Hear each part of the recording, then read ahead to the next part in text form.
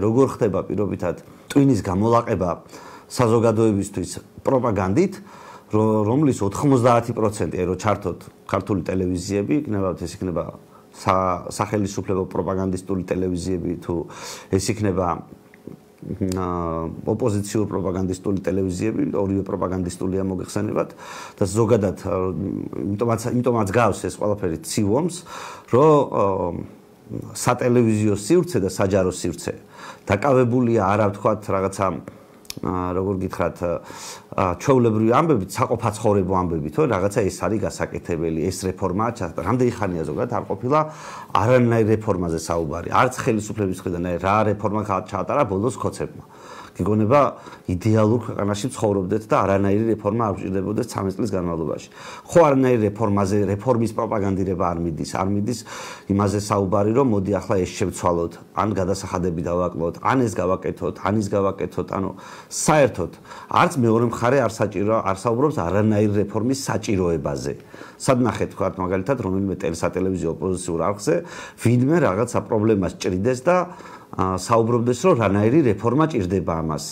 თუნდაც ნაცები ხომასაც აი რეფორმები ბენდუქიძის დამსახურებით აქვთ ჩატარებული.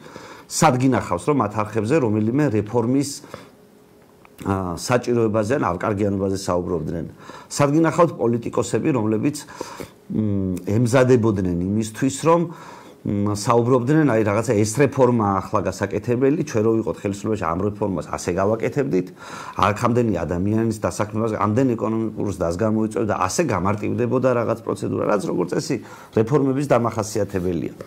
პირიქით, ანუ გარემო რაც არის შექმნილი, არის შექმნილი საწინააღმდეგოდ რეფორმებზე და რამე საქმიანზე ლაპარაკისა. ანუ პირიქით ყველაფერს აკეთებენ იმისთვის, რომ ჩვენ რო დავიწყოთ მაგალითად, რაღაცა ჩვენ ხო საუბრობდით, მაგრამ მთელი წინასაარჩევნო კამპანია ქონდა აწყობილი იმაზე, რომ მოდი ჩასატარებელია საკუთრების რეფორმა, რომ ქონება უნდა გადავანაწილოთ ადამიანებზე.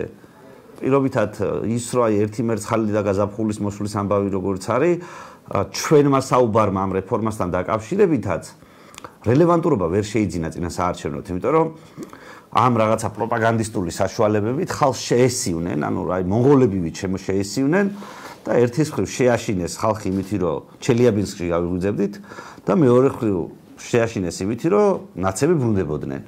და რა დროს რეფორმებია, როდესაც ჩელიაბინსკში გავიღვიძებთ. რა დროს რეფორმებია, როცა აგერ ნაცები მოვლენ და პუტინი შემოიჭრება და ომი დაიწყება ქვეყანაში.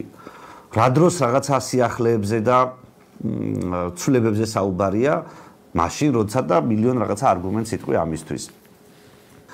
აქედან გამოსავალი ზოგადად დაფიქრებაშია, გააზრებაშია და გააზრებულ მოქმედებებში. და მართლა ახლა ჩვენ რო ვიყოთ უკეთესი საზოგადოება და ჩვენ რო არ ვიყოთ ძალიან გახედნილი საზოგადოება. ჩვენ რამეს მოვიგონებდით ამდენი ხანი. მარტივად გეტყვით, რატო ეძახი გახედნილ საზოგადოებას? ვახო ამბობს ხოლმე რა ამას ხშირად. კოლუმბიაში ნარკოკარტელებთან ბრძოლას შეეწირა 200-300 მოსამართლე და პროკურორი. ანუ ადამიანები ამას ებრძოდნენ. ანუ აღმოჩნდა რამდენიმე ასეული ადამიანი, რომელსაც თავი დასდო რაღაც პრინციპების გამო. აი ხო ხვდებით რომ იქ რო ფული იყო და იქ რო მოგთამვა შეიძლებოდა და იქ რო შენ ფული აიღე და წადი სახში მშვიდად დაიძინე ამ ხალხს გამოეყენებინა. რამდენი ადამიანი გადარჩებოდა უბრალოდ. და საქართველოს რეალობაში რამდენი ადამიანია მართლა, რომელიც იმ 50 ადამიანს არ თვლით ციხეში ზის. რამდენი ადამიანია, რომელიც მართლა აი ამ ყველაფერს წინაღუდგა. რამდენი ბიზნესმენი გამოჩნდა, რომელიც საღაზრს დააფინანსებდა. აი ამ ბრძოლას კი არა, აი რომელიც ცხადია, რომ ხოცების ნაკურთხი ფულია ხა. მე ვერ დავიჯერებ, რომ საქართველოს ბანკი და TBC ბანკი იმას რა ქვია, ოპოზიციას აფინანსებს, მათი ლიდერები. ჩვენთვის ხო, ანუ წარმოუდგენელია, რომ ვიღაც ადამიანი გამოჩნდეს, რაღაც ჩვეულებრივი ბიზნესმენი, ფაქტობრივად თხოვ წმინდანობას. ხო ესეთი ძალიან ცოტა გამოჩნდა, ან ვაფშე არავინ არ გამოჩნდა. ადამიანები, რომლებიც რაღაცა სასამართლო სისტემაში ან პროკურატურის სისტემაში გამოჩნდნენ და დაუპირისპირდნენ უმსგავსობას. და ამბობენ, რომ აი მაგალითად გამოჩნდა თუ არა მოსამართლე, რომელიც იტყოდა, რომ კაი 6 პოლიციელით რო შემოდის მოწმე, როცა მანდატური უნდა იყოს სასამართლოში და ის უნდა იცავდეს წესრიგს და არა 6 პოლიციელი, რამდენმა მოსამართლემ თქვა. რამდენი მოსამართლე დაუპირისპირდა ძლიერთ ამაქვეყნისას და დაიცვა ჩაგრული. ხო არავინ არ აღმოჩნდა. ჩვენ ვართ გახედნილი საზოგადოება. კომუნისტებმა გავხედნეს ჯერ. მე ცოტა ავიშვით რამდენიმე წელი იმის დროს რა ქვია 90-იან წლებში. მაგრამ მე ნიშა მოვიდა და თავიდან გავხედნა.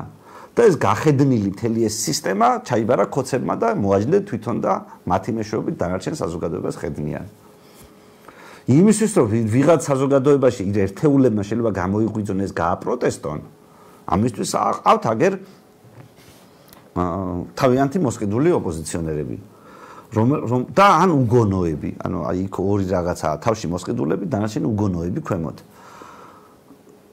რომლითაც იმ რაღაცა მოპროტესტე, გულწრფელ მოპროტესტე ელემენტებს გაიწოვ და რაღაც არასწორ გზაზე დააყენებ და ათხრევინებ გვირაბს, რომ დაიღალოს ის იქ რაღაცა უაზროდ იყვიროს რაღაცა. აზროვნების პროცესი არ იყოს.